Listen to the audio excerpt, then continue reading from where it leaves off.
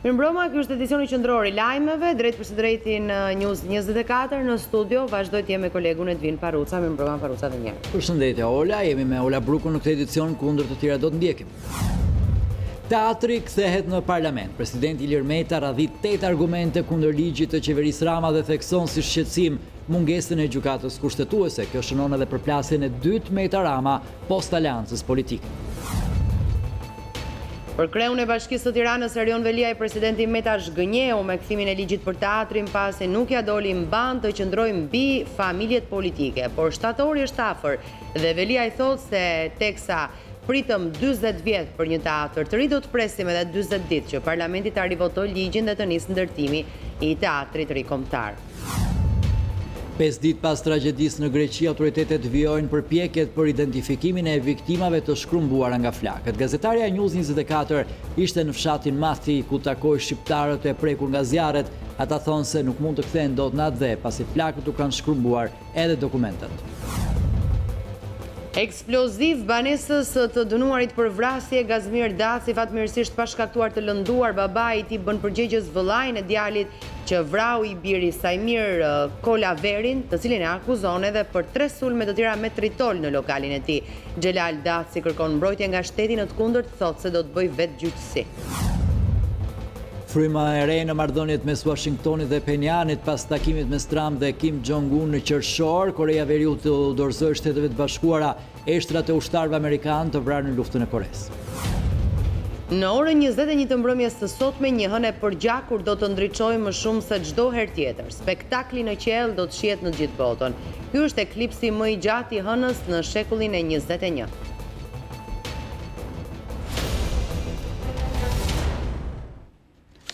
Këto ishin disa për zhvillimeve kryesore, do ndalemi tani në detaje. Teatri kthehet në parlament. Presidenti Ilir Meta radhi 8 argumente kundër ligjit të miratuar dhe thekson si shqetësim mungesën e gjykatës kushtetuese. Kjo shënon edhe përplasjen e dytë Meta Rama post aleancës politike. Shembet votimi i parlamentit për teatrin. Presidenti Ilir Meta na kurseu disa orë pritjeje nga fati final për dekretimin e ligjit që përkonte me 30 korrikun, duke e rikthyer atë në parlament 3 ditë më herët. Në argumentet e dhëna numri 1 i shtetit radhit. Së pari, ky ligj shkel parimet e barazisë përpara ligjit dhe lirisë së veprimtarisë ekonomike të shtetësve. Së dyti, nuk është në harmoni me parimet themelore kushtetuese të identitetit kombëtar dhe trashëgimisë kombëtare. Së treti, ligji bie ndesh me të drejtën ndërkombëtare, shprehet Meta. Së katërti, ligji cënon në rënd parimet kushtetuese të ndërtimit dhe funksionimit të organeve të pushtetit vendor, të decentralizimit dhe autonomisë vendore. Së pesti vjen në kundërshtim me standardet dhe vlerat e Bashkimit Evropian dhe parashikimet e marrëveshjes së stabilizim asociimit. Së gjashti, nuk mbështetet në një vlerësim gjithëpërfshirës dhe të plot për tjetërsimin e pronës publike. Së shtati, ky ligj nuk është në harmoni me legjislacionin në fuqi të Republikës së Shqipërisë. Së teti, nuk ka një vlerësim të thelluar të statusit të pasurive të paluajtshme që përfshihen në projekt. Dhe së fundmi, në kushtet aktuale, argumenton Meta, gjykata kushtetuese e Republikës së Shqipërisë nuk është funksionale për të verifikuar të gjitha këto konstatime. Përsa më sipër, ligji sipas presidentit Meta duhet kthyer në parlament. Në një vit e 5 ditë në krye të shtetit shqiptar, Ilir Meta ka kthyer 2 ligje. I pari ai për tarifat gjyqësore, me argumentin se ato do të ishin tepër të larta dhe me sqarimin për problematikat që do krijonte, dhe i dyti ai i teatrit, që për nga rëndësia renditet i pari. Ndërkohë burime nga kuvendi konfirmuan News24 se ligji i rrëzuar i presidentit për teatrin do të pres shtatorin, pa ndikuar as pak në pushimet e politikanëve. Kryetari i Bashkisë së Tiranës, Erion Veliaj, cilëson zhgënjim vendimin e presidentit Meta për të kthyer ligjin që do të jepte Tiranës një teatr të ri, ndërsa thotë se puna do të rifillojë në shtator me miratimin e ligjit në parlament dhe se Tirana do të ketë një teatr të ri kombëtar. Në ditën kur presidenti i Republikës ktheu ligjin për teatrin, kryebashkiaku Erion Veliaj cilësoi këtë vendim të Ilir Metës një zhgënjim. Në reagimin e tij, kryebashkiaku Veliaj, teksa rendit përfundimin e punëve aq shumë të kundërshtuara, shprehet se koha e sabotimeve duhet të ishte tejkaluar dhe presidenti duhet të shndrojë mbi palët. Kthimi nga presidenti i ligjit që do të jepte Tiranës tonë një teatr të ri, modern, i projektuar nga një prej arkitektëve më në zë të gjeneratës sonë, ishte një zhgënjim. Jo sepse presidentët në të kaluarën nuk janë bërë palë me partitë politike për të kundërshtuar projekte si ai këndi të lordrave të Edicioni, por sepse mendova se pas 3 vitesh progres në qytetin ton, me një shesh të ri, një bulevard të ri, një pazar të ri e një unaz të re, e kishim te kaluar kohën e sabotimeve të qytetit dhe se ishte krijuar pjekuria për të dalë mbi partitë e mbi familjet politike në vend. Teksa parlamenti pritet të mblidhet në shtator në sesionin e ri parlamentar, Velia i thot se puna do të rifillojë me miratimin e ligjit dhe se kryeqyteti do të ketë një teatër të ri. Teksa pritëm 40 vjet për një teatër të ri, do presim edhe 40 ditë që parlamenti ta rivotojë në shtator e t'i hap rrugë projektit modern në tokën e vete me teknologjinë më të fundit. E mira, e bukura dhe e drejta, herët avon triumfojnë, është vetëm çështje kohe. Sipas tij me këtë vendim u ndan qartë azi palët që sollën zhvillim për Tiranën dhe ata që e shkatruan. Ata që shkatruan zogun e Zia por sheshin Skënderbej para një dekade janë po ata sot, të gjithë bashk kundër zhvillimit. Lajmi i mirë është se pala tjetër, shumica e arsyeshme, është sot më kompakte dhe më e bashkuar se kurrë. Gjatë një bashkëbisedimi me gazetarët, Basha refuzoi ftesën e socialistëve që opozita të rishkruaja mendimin për ligjin e magjistratëve. Sipas Bashës, opozita nuk mund të bëhet pjesë e shkeljes së kushtetutës. Lulzim Basha nuk e ka ulur nivelin e kërcënimit edhe pse Ilir Meta vendosi të dëgjojë zërin e opozitës për teatrin. Skenari që mazhoranca mund të kalojë sërish te vetë me ligjin që i hap rrugë shembjes së godinës, mban në fuqi para lajmërimin e demokratëve, se kur të vinë në pushtet do t'i vënë minat kullave. Po, me ligj do kalot një ligj i posaçëm për t'i vënë minat kullave. Kërcënimi qëndron në fuqi edhe për arkitektin danez, pas shpalljes non grata, një padi penale po përgatitet për Bjorg Ingels. Po përgatitja do të depozitohet shumë shpejt dhe me këtë do njiheni, ju dhe prokuroria e Danimarkës. Komenti nuk mungon as për artistët, që firmosën peticionin për ndërtimin të një teatri të ri. Kur lexova tash të quturin peticion, ndjeva neveri për mënyrën se si Edi Rama ja ka dalë të mashtrojë artistët dhe të abuzojë, manipulojë me dëshirën e tyre për të pasur kushte komode. Shumica parlamentare nuk pranon dialog për teatrin, por ftesa nuk mungoi për amendimin e ligjit që zgjedh ngërçjen e krijuar me shkollën e magjistraturës. Socialistët propozojnë që ndryshimin ta shkruajnë vetë demokratët, por refuzimi i Lulzim Bashës ishte i prerë. Po kërkojnë të kthehen tek institucionet e vjetra të drejtësisë. Pastaj në qoftë se ata ju thonë ju në biseda informale që jemi gati që ta heqim këtë pjesë, po duam vetëm të japim drejt fondacionit Qemal Stafa të zgjedh kandidatët për magjistraturën, natyrisht që përgjigjja për këtë është jo. Bordi i shkollës magjistraturës është më politik se bordi i fondacionit Qemal Stafa. Në fakt ata kanë një propozim mbi tavolinë me 7 pika dhe ne jemi në çdo rast të gatshëm të japim formë këtyre propozimeve.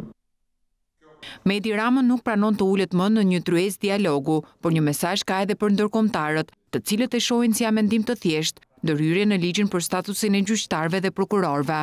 Dhe ne i ftojmë partnerët tanë ndërkombëtar të hapin syt përpara realitetit tragjik ku ndodhet Shqipëria, pa gjykatë kushtetuese, efektivisht pa gjykatë lart, pas një kontroll ndaj pushtetit abuziv të ekzekutivit, i cili sot kontrollon të gjitha pushtetet, pra para një diktature të krimit. Në bashkëbisedimin me gazetarët, Lulzim Basha mohoi të jetë takuar në fshehtësi me Edi Ramën, madje shtegu nuk e la të hapur as nëse ndërhyjnë ndërkombëtarët.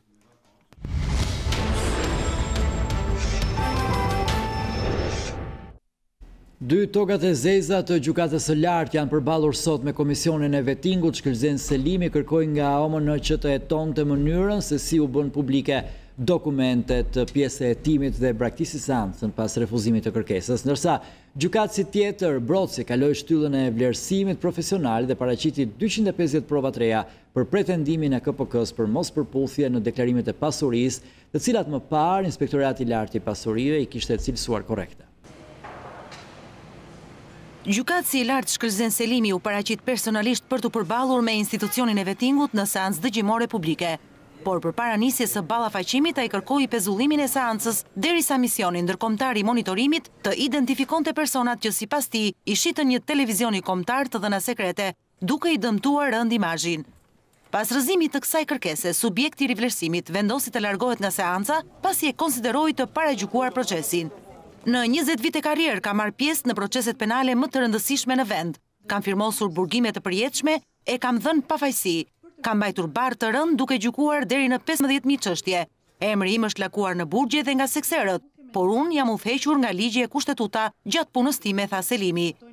Pas kësaj, u lexua raporti i hetimit ku thuaj se vëzhguesit e ONM-s zbuluan lidhjen sipas tyre të Selimit me një shtetas të përfshirë në trafik kokaine jashtë vendit. Bëhet fjalë për shtetasin AI që njihet edhe me nofk, për të cilin thuhet se gjykatësi Selimi ka ushtruar ndikim në gjykatën e lartë dhe në 2015 është vendosur që i kërkuarit të mos ekstradohet drejt Italisë. DSI ka zbuluar gjithashtu edhe faktin se Selimi ka lidhje me një tjetër të dyshuar për trafik droge, por për këtë të fundit gjykatësi u shpreh se ka lidhje familjare. Vendimi për gjykatësin e lartë pritet të shpallet më datë 30 korrik. Pas tij, përpara KPK, doli Artan Brosi, antari i Gjykatës Supreme. ILDKPI e konsideron pa probleme pasurinë e gjykatësit. Por KPK deklaroi në seancë se nga hetimi administrativ i tyre janë konstatuar mos përputhje të deklarimeve nga ana e subjektit. Komisioni relatoi mëtej se subjekti i është shmangur pagesës së taksave për qiranë e një ambienti në kryeqytet. Njeriu që ushtron detyrën e gjykatësit prej 22 vitesh dhe është ngritur në majën e sistemit i rrëzoi gjetjet e komisionit. Brosi i kujtoi komisionit se me rezultatet e hetimit nuk është njohur për një kohë të gjatë. Materialet, theksoi ai, mu vu në dispozicion vetëm pas kërkesës time, duke mos më dhënë mundësinë për një mbrojtje efektive. Megjithatë, ai deklaroi se pretendimet nuk qëndrojnë dhe se ka paraqitur 250 prova të reja të renditura në 58 faqe material. Kryetari i Këshillit të Emërimeve në Drejtësi u shpreh se ka paguar detyrimet tatimore, por drejtoria përkatëse nuk disponon dokumentat ndërvite. Ndërsa këmbguli se çdo qindarkë e pasurisë së tij është e justifikuar me burime të ligjshme. Për këtë shkak paraqiti kontratat origjinale notariale. Në shtyllën e vlerësimit profesional, gjykatësi mori vlerësime pozitive, madje komisioni tha se është njohës shumë i mirë i legjislacionit italian, të cilit i referohet edhe në vendime. Në përfundim, Brosi u shpreh shpresplot se do të marrë drejtësi. Si gjyqtar, unë besoj tek ligji dhe tek provat, nuk besoj në fat, por besoj se komisionit i provova që gjitha pasuritë e mia janë të ligjshme dhe sigurisht shpresoj që komisioni në vendmarrjen e tij të jetë i pavarur dhe i paanshëm. Vendimi për antarin e Këshillit të Lartë të Drejtësisë do të shpallet më 31 korrik, e të gjitha gjasat janë që Brosi të vazhdojë rrugtimin e tij në sistemin gjyqësor. Përpara Komisionit të Vettingut doli sot edhe drejtuesi i Prokurorisë së Tiranës, Dritan Reshka. KPK relatoi se Reshka ka probleme me deklarimin e pasurisë, por ai e cilësoi të njëanshëm raportin e ILDKPI-s pasi zyrtarët e këtij institucioni i hetoi kur drejtonte krimet e rënda. Drejtuesi i Prokurorisë së Tiranës, Dritan Reshka, gjithashtu një nga ekspertët e nivelit të lartë për reformën në drejtësi, u njoh të premten me rezultatet e hetimit të kryer ndaj tij nga institucioni i Vettingut. Magjistrati mbërriti në pallatin e koncerteve 15 minuta përpara nisjes së seancës dëgjimore publike. Për krah tij ndodhe ish krye prokurori Arben Rakipi, gjithashtu ekspert i reformës, i cili e asistoi në mbrojtje. Në raportin e trupës gjykuese thuhej se ILDKPI raportonte se subjekti ka probleme sa i përket justifikimit të pasurisë. Prokurori i Tiranës Dritan Reshka e cilësoi të njëanshëm raportin e ILDKPI-s. Në vitin 2015, në kohën kur drejtonte prokurorin për krime të rënda, ai deklaroi se ka patur në hetim zyrtarët e këtij institucioni për veprat penale të korrupsionit dhe shpërdorimit të detyrës.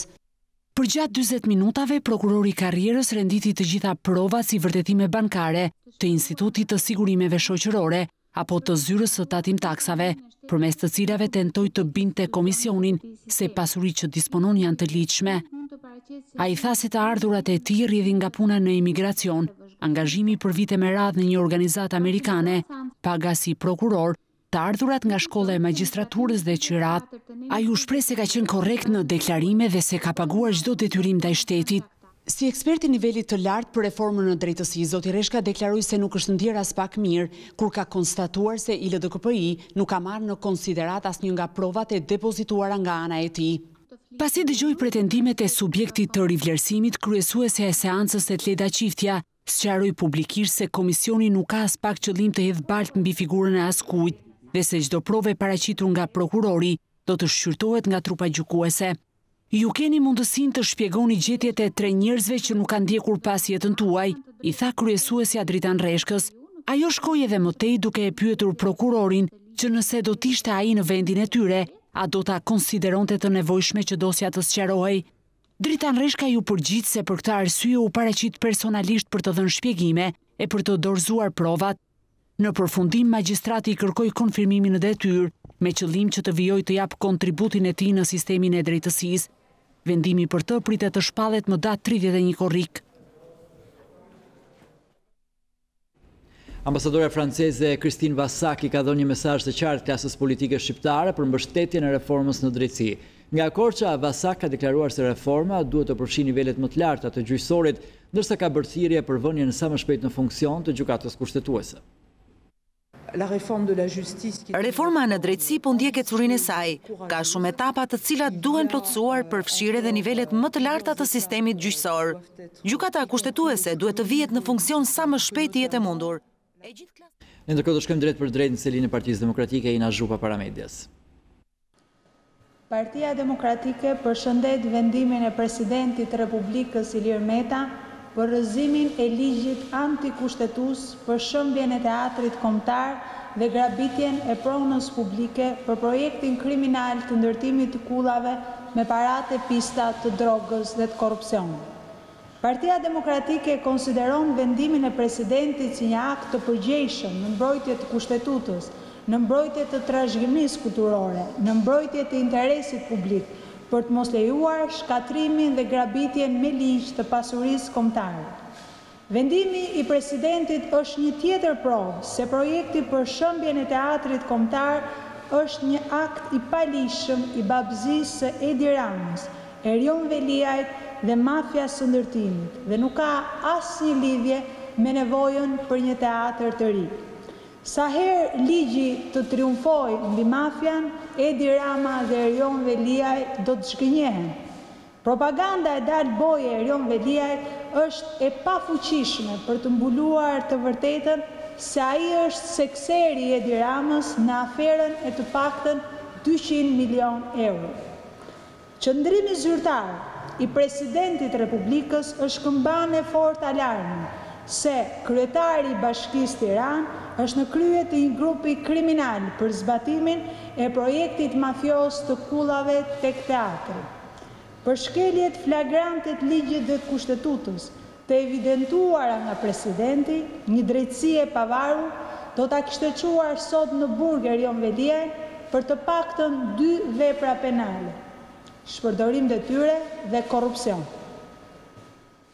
Këmbgulja e Erion Veliajt për zbatimin e projektit korruptiv të Edi Ramës është provë se ai është një kukull në duart e mafjas së ndërtimit dhe mafjas së drogës, që kanë planifikuar pastrimin e parave të pista në qendrën historike të Tiranës.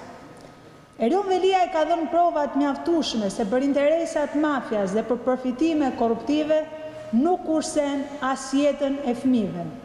Qytetarët e Tiranës e dinë se Erion Veliaj është përgjegjësi për mbulimin e vrasjes së Ardit Gjoklajt në landfillin e Sharrës. Qytetarët e Tiranës e dinë se propaganda e Erion Veliajt nuk e mbulon dot faktin se projektet e Unazës së Re, Pazarit të Ri, Bulevardit të Ri janë të nisura nga Lulzim Basha dhe u penguan dhe u sabotuan qëllimisht nga Edi Rama dhe Erion Veliaj për të shndruar nga projekte në dobi të qytetarëve në projekte në shërbim të interesave të oligarkëve. Qytetarët e Tiranës e mbajnë mend mjaft mirë se ishte këmbgulja e Partisë Demokratike që frenoi projektin shkatrues të liçenit me kulla, i fshehur pas parkut të lodhrave të liçenit. Qytetarët e Tiranës duhet ta dinë se Erion Veliaj dhe Edi Rama nuk kanë hequr dorë nga projekti i kullave tek parku i liçenit, për cilin kanë nxjerrë dhe vendim qeverie për zhvendosjen e Gardës Republikës. Modeli Erion Veliajt nuk është modeli i zhvillimit, por është simboli i mashtrimit dhe abuzimit me pushtetin. Ky model po braktiset çdo ditë nga qytetarët.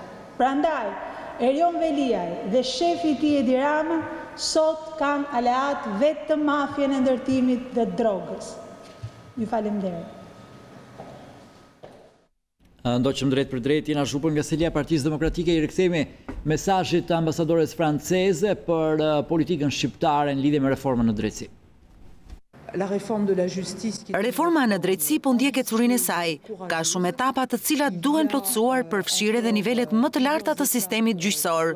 Gjykata kushtetuese duhet të vihet në funksion sa më shpejt jetë e mundur. E gjithë klasa politike e di këtë, mazhoranca dhe opozita. Këshilli i Evropës ka bërë një rekomandim më 26 qershor dhe perspektiva e negociatave duhet të bëhet e realitet deri qershorin e vitit të ardhshëm. Kjo supozon që reformat duhet të vazhdojnë dhe reforma në drejtësi duhet të përfundojë.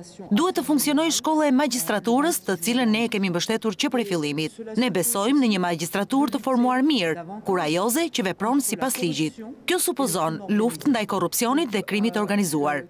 Rruga është e qartë dhe duhet punuar për realizimin e reformave.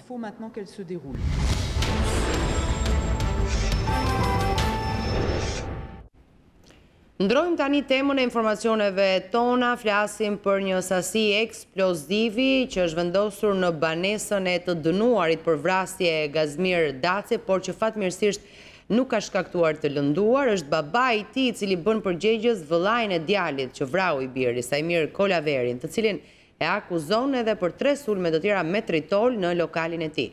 Xhelal Daci kërkon mbrojtje nga shteti, në të kundërt thot ai do të bëj vetë gjyqësi. Një sasi tritoli ka shpërthyer në katin e parë të banesës së Gazmir Dacit në Bathore, i cili ndodhet në burg si autori atentatit ndaj vëllezërve Kolaveri. Ngjarja ndodhu në vitin 2015.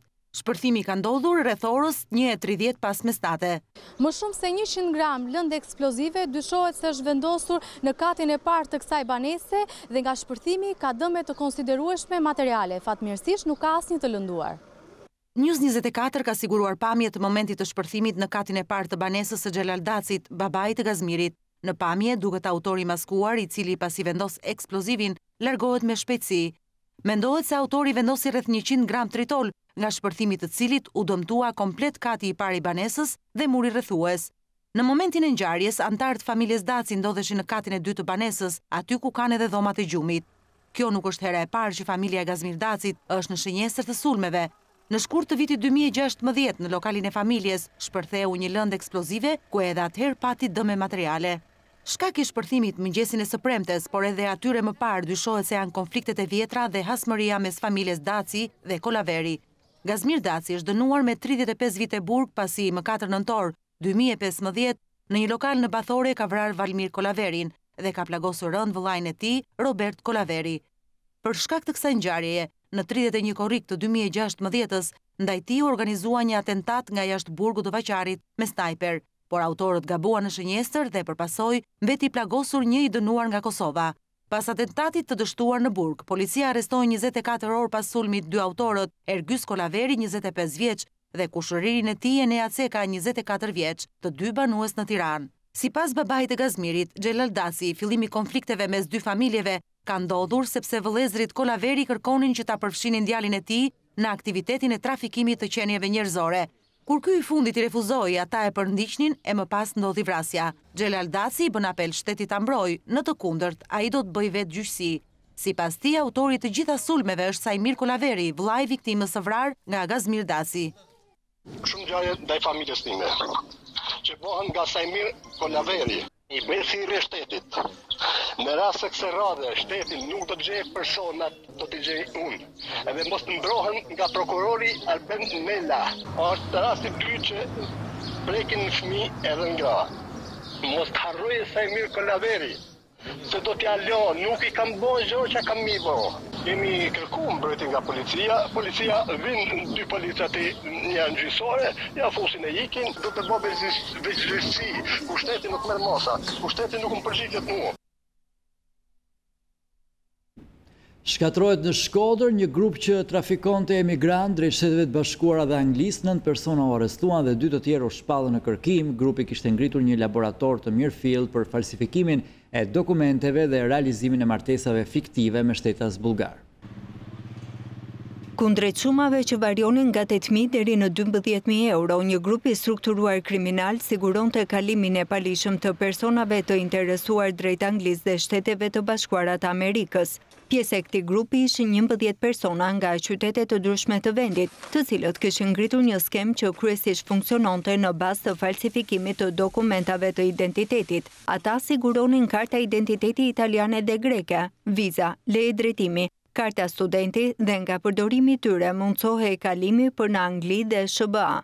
Rrugët që ndiqnin trafikantët ishin Shqipëri, Sicili, Malta, Angli. si dhe përmes një tjetër rruge, Shqipëri, Kosovë, Kroaci, Itali, Malta, Angli dhe Shtetet e Bashkuara të Amerikës.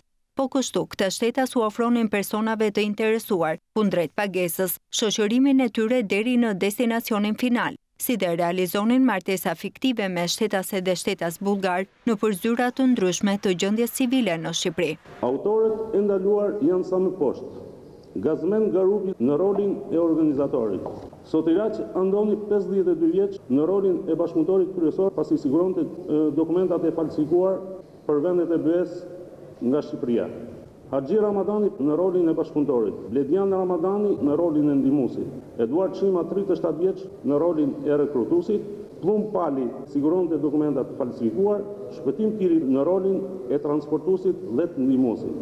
Nikola Mano 59 vjeç banues në Korç, banesa e cilit përdorej si bazë dhe kishte një laborator për falsifikimin e dokumentave. Tonin Shtjefni, përfituesi i dokumentave falsifikuar. Janë shpallur në kërkim shtetasit me inicialet KP 46 vjeç banues në Lezhë në rolin e ndihmuesit, pasi ndërmjetësonte martesa fiktive me shtetaset bullgare. YTH 36 vjeç banues në Kosmat Shkodër, i shpallur në kërkim për përkalim paligjshëm kufirit. Në kuadër të këtij hetimi, në përfundim të operacionit është sekuestruar në cilësinë e provës materiale një laborator për falsifikimin e dokumentave, ku u gjetën pajisje kompjuterike, vula të ndryshme, mjete identifikimi, si dhe 2 kg lëndë narkotike e dyshuar kanabis sativa.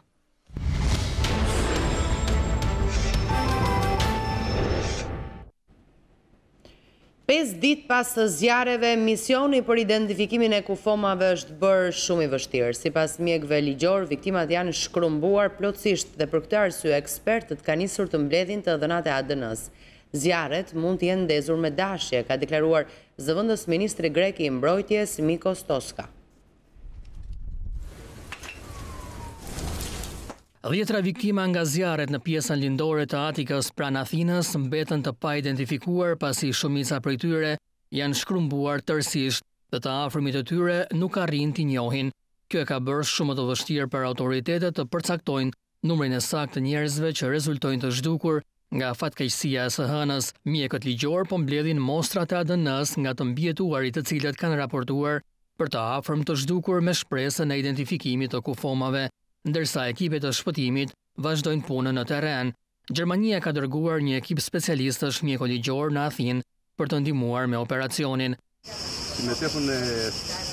Procedura është e vështirë, më vështirë sa ajo fatkeqësive të tjera masive të cilat ne kemi trajtuar në të kaluarën si departament, deklaroi eksperti Nikolaos Kalogrias. Këtu shkaku kryesor i vdekjes ishte djegja, në shumicën e rasteve djegja e plotë e trupit, kështu që identifikimi është shumë i vështirë. Ndërkohë, Ministria Greke e Shëndetësisë tha se 51 të rritur dhe 4 fëmijë u trajtuan për djegje dhe lëndime të tjera në spitale të ndryshme të Athinës, ndërsa 11 prej tyre ishin ende në gjendje kritike. Zjarret vdekjeprurse që përfshin hapësira pranë Athinës këtë javë mund të jenë ndezur me dashje, tha zëvendës ministri grek i mbrojtjes Mikos Toska. Nuk ka vetëm indikacione, por edhe shenja për zjarrvënie, thaj, duke mos dhënë shumë detaje. Të paktën 85 njerëz vdiqën nga zjarret, ndërsa kërkimet vazhdojnë edhe për rreth 30 të tjerë të zhdukur. Të gjitha zjarret që kanë paraqitur kërcënim për komunitetet e banueshme tashmë janë shuar, thanë autoritetet. Konfirmohet zyrtarisht viktima e parë shqiptare nga zjarret masive që përfshin Greqinë. Ambasada shqiptare në Athinë konfirmon se 5 ditë pas djegjeve të marra ka humbur jetën në spitalin Evangelizmo 59 vjeçari nga Vlora Viktor Ceko. Më herët ambasada shqiptare ka bërë me dije se disa shtetas shqiptar kanë mbetur të plagosur nga flakët, mes tyre një grua nga Berati, 2 fëmijë nga Fieri, si edhe një shqiptar i zonës së minoritetit grek. Deri më tani bilanci viktimave në total nga zjarret apokaliptike në rajonin e Atikës ka shkuar në 87, ndërsa shumë të tjerë rezultojnë të zhdukur. News24 ndërkohë ishte në fshatin e Matit në Athinë ku takoi shqiptarët e prekur nga zjarri. Ata thonë se zjarri u ka shkatëruar gjithçka, por nuk mund të kthehen dot në atë dhe pasi u janë ndjekur edhe dokumentet. Ndodhemi në Mati, në qendrën e tragjedisë se këtyre ditëve. Këtu pikërisht kanë kaluar flakët dhe kanë përfyer gjithçka. Pallati që shikoni pas me është ndjekur plotësisht. ka qenë vend banesa edhe e 4 familjeve shqiptare. 2 janë vëllezërit Cufe nga Levani dhe 2 familje të tjera. Zoti Besnik Cufe që ndodhet pranë meje ka shumë për të treguar.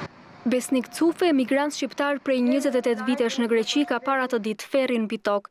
Zjarri përpiu gjithë katandin që kishte krijuar. Ju dogj banesa e cila ndodhet pak metra larg restorantit, ku vullnetarët e kryqit të kuq gjetën 26 trupa njerëzish, shumë prej të cilëve nëna me fëmijë të përqafuar me njëri tjetrin.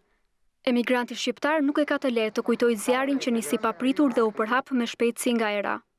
Zoti Besnik, jeni një ndër familjet ndër policë dhe vëllezërit tuaj ndër familjet më të prekshme nga kjo tragedi. Më thoni se si e përjetuat atë natë, çfarë ndodhi konkretisht dhe si arritu të shpëtoni? Si e përjetuam me shumë dhimbje, me shumë, si mund të them tani, me shumë tronditje. U mundon që të kokat, e pak fjalë. Se kur dolëm nga shtëpia pam zjarr vetë për qark, nuk dinim se nga do minim, nuk kishte kohë për mendim se nga do shkonim. Sa minuta, sa kohë zjarri gjithë kjo peripeci? Gjitha deri sa të vetëm sa të arrim në anë të detit, të mbohemi. Kjo ishte rreth 3-4 minuta kohë. Ishte shumë gjë e shpejtë sepse këtu në ato momente flinte një erë shumë e madhe. Ishte era ajo që ndihmoi. Se të vjen zjarri në fillim kishte marrë drejtim tjetër, pastaj e ktheu në drejtim tjetër, mori paralel me anën e detit. Pas zjarrit, Besniku tregon se humanizmi dhe mbështetja nuk ka munguar për familjet shqiptare. Atyre u janë siguruar stre, ushqim dhe rroba.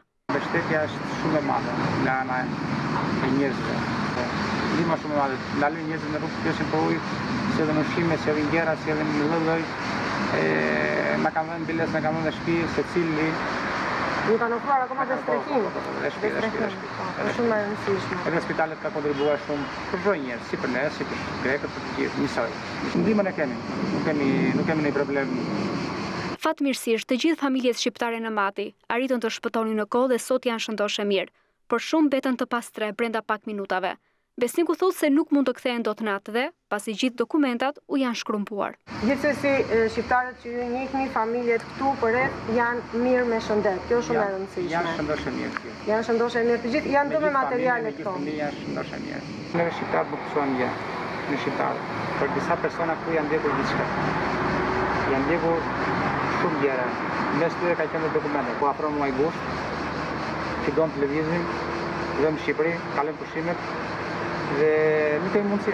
Ndërkohë që është edhe vëllai i një nga heronjve, dhe ne do ta themi pavarësisht modestisë të jashtëzakonshme që kanë treguar këta njerëz këto ditë, i herojit i cili ka marrë iniciativën, ka rëmbyer një anije të vogël të rrojës bregdetare dhe ka shpëtuar me dhjetra njerëz në panikun e madh që mbi zotëronte ato orë të frikshme të zjarrit të flakëve përpirse të thënë në darkë.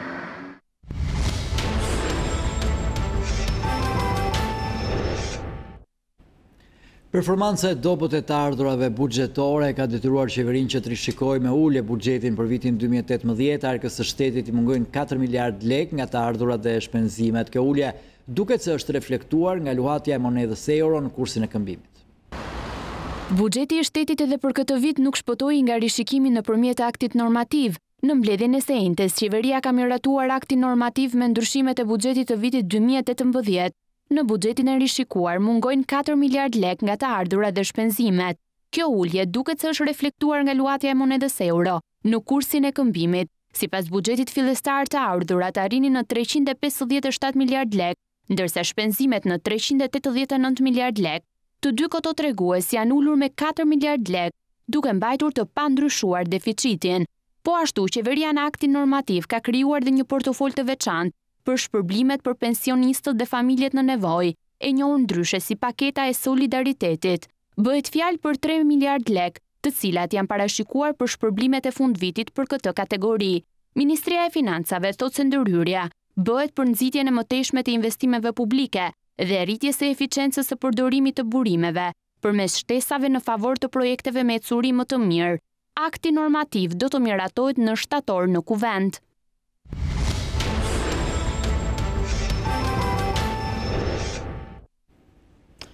Një bari ka shpëtuar mrekullisht goditjes nga rrufeja. Ngjarja ka ndodhur në malin e Tërbunit në Puk, teksa 47 vjeçari Kastriot Nikolli po i drejtoi çadrës ku qëndronte me barinjtë e tjerë. Dyshohet se shkak për goditjen është bërë proteza që 47 vjeçari nga Kaçinari Mirditës ka në këmbën e tij të majt. Një bari punësuar në një stan me afro 2000 krerë bagëti të imta e ka shpëtuar mrekullisht shkarkimeve atmosferike pas ditën e të premtes. Ngjarja ndodhi në malin e Tërbunit mbi 1000 metër lartësi në zonën e njohur si Livadh Kabashi në Puk.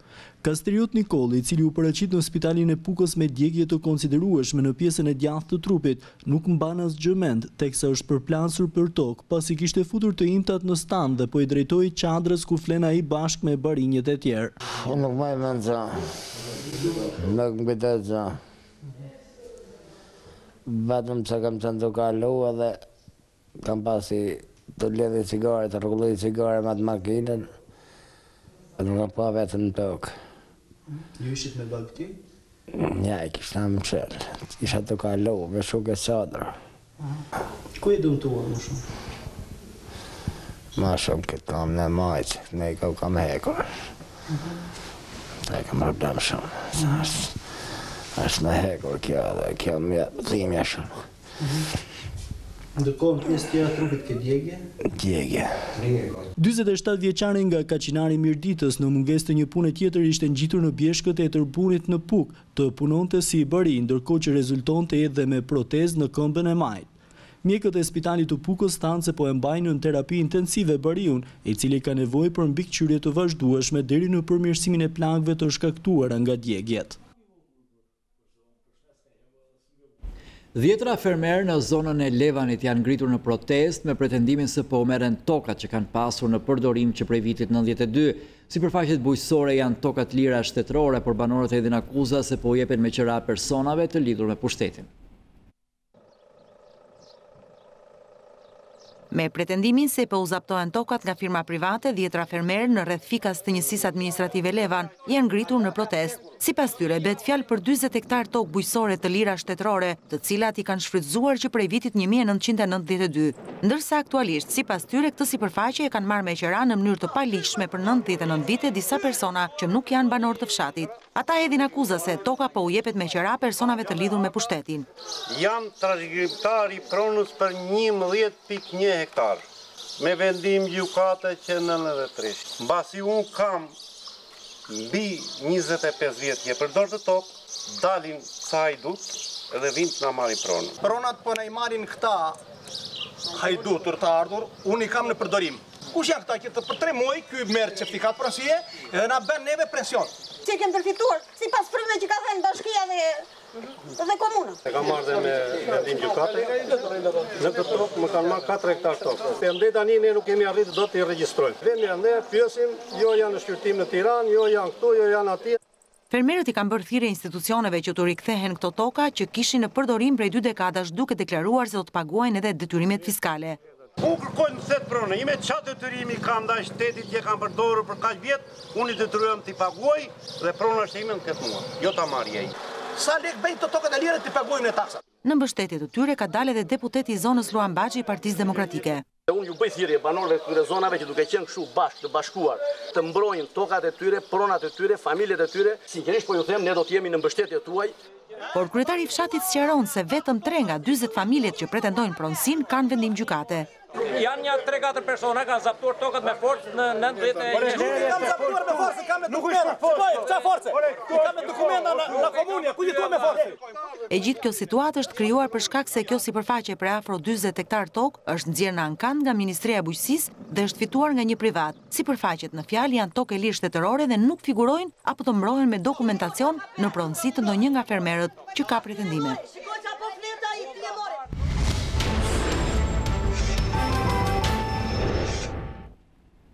Spitali Amerikan vijon traditën e mirë të diskutimeve shkencore që kanë në qendër rritjen profesionale të stafit mjekësor dhe përmirësimin e shërbimeve për pacientët. Në konferencën Sfidat e diagnozës së noduseve tiroidene, ku morën pjesë mjekë të gjitha specialiteteve, u diskutua mbi metodikat e reja që ndihmojnë në një përcaktim më të saktë të diagnozës së tiroideve.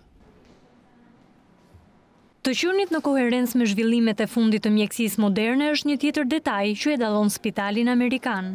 Organizimi i konferencave të përmueshme janë mundësia më e mirë për stafin shëndetësor për të njohur merisitë e fundit mjekësore në funksion të një shërbimi sa më eficient ndaj pacientëve. Sfidat e diagnozës së noduseve tiroidene ishte tema e konferencës së radhës, e cila u ndoq me shumë interes në spitalin amerikan 3. Mjeku Lart Bërdica u shpreh se njohja e stafit me metodikat bashkohore ndihmon në një përcaktim më të saktë të diagnozës midis moduseve benigje dhe maligne të tiroides.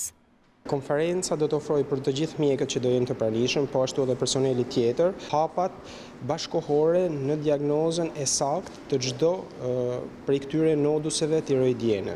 Atyre që në gjuhën popullore mund të quhen gushave ose kokrave që krijohen në tiroide. Kanceri i tiroides është një prej kancereve i cili mjekohet dhe shërohet në 80% të rasteve. Doktoresha Teona Bushati u shpreh se ky shërbim ofrohet në mënyrë të veçantë dhe unike në Shqipëri vetëm në spitalin amerikan. Stafi do marri në kuadrin e edukimit në vazhdim, do marri një informacion dhe do updatohet mbi gjithë metodikat e reja që përdoren tashmë në ndihmë të metodikave klasike të diagnozës së këtyre noduseve dhe në përmirësimit të diagnozës që japin këto metodika të reja. Është një shërbim që ofrohet në mënyrë të veçantë dhe mund të them dhe unike në Shqipëri vetëm nga Spitali Amerikan. Konferenca Sfidat e diagnozës së noduseve tiroidene vjen në kuadër të një programi vjetor të mirë detajuar nga Drejtoria e Strategjisë Akademike të Spitalit Amerikan. Në konferencë morën pjesë mjekë të gjitha specialiteteve nga degët e Spitalit Amerikan, spitaleve shtetërore në Tiranë dhe rrethe, apo klinikave mjekësore. Prestigj Resort mirëpriti eventin Miss dhe Mister Turizmi 2018. Konkursi dhuroi spektakël duke vënë në pa trashëgimin kulturore. Vajza dhe djali fitues u shpërblyen ndërkohë nga luarasi me bursa të plota studimi. Prestigj Resort ka dhuruar spektakël mbrëmjen e djeshme duke kurorzuar Miss dhe Mister Turizmin 2018. Përzgjedhja e Prestigj Resort është një gjetje e qëllimshme nga organizatorët, pasi përveç kurorzimit të vajzës dhe djalit më të bukur, doli në pa edhe trashëgimia kulturore dhe kulinare e zonës. Ne do të udhtojmë së bashku me konkurrentët në këtë perë, siç është Prestigj Resort, të cilin na falenderojmë për këtë ambient të mrekullueshëm. Eventi i ndërtuar me shije, art dhe profesionalizëm, ofroi një mbrëmje të stiluar mes bukurisë së hireve dhe njëherësh dhuroi spektakël artistik. Miss dhe Mister Turizmi 2018 u zhvillua në praninë e qindra pushuesve në Prestigj Resort. Kryetare jurisë Zvendës Ministria e Turizmit dhe Mjedisit Ornela Çuçi falenderoi grupin Hysen Belliu që mirëpriti në golem këtë event. Poshtë këtyre godinave kaq të bukura, që tashmë po ndërtohen në gjithë bregetin shqiptar, edhe për këtë gjë rastin të falenderoj edhe grupin Hysen Belliu për këtë art edhe traditë që do të ngjelet gjatë në historinë e Shqipërisë, që ka sjellë në bregetin tonë. Ka shumë njerëz të bukur, ka gjithë ta të rinj dhe të reja që janë realisht shumë të bukur dhe do ta prezantojnë denjësisht turizmin shqiptar, jo vetëm me bukurinë e tyre, por me shpirt dhe me mendje. Kurora e Miss Turizmit u rrëmbye nga dursakja 16 vjeçare Klaudia Sula, ndërsa djali që e shoqëroi i përzgjedhur si Mister Turizmi u shpall Bajram Deta nga Shiaku. Për vajzën dhe djalin e Miss dhe Mister Turizmit, Kolegji Universitar Luarasi ofroi 2 bursa studimi falas. Bursat u dorëzuan nga zëvendës rektori i Luarasit profesor Stefan Qerici, i cili u tha të rinjve se i mirëpriste në auditor këtë vit akademik. Të ofrohet një bursë e plot. Do të jetë një kënaqësi e madhe për ne, që ajo godinë e bukur e Luarasit do të marrë bukuri akoma më shumë nga ky djalë dhe ajo vajzë që do na vi. Klaudia me një bursë studimi nga Kolegji Universitar Luarasi. Mirë se vini. Gjatë shfaqjes u vlerësuan edhe disa të rinj të tjerë që merituan çmimet Miss Plazhi, Miss Sirena e Detit dhe Mister Princi i Detit. Eventi ballkanik me pjesëmarrjen e vajzave dhe djemve nga Kosova, Malizi dhe Maqedonia është unik në llojin e tij.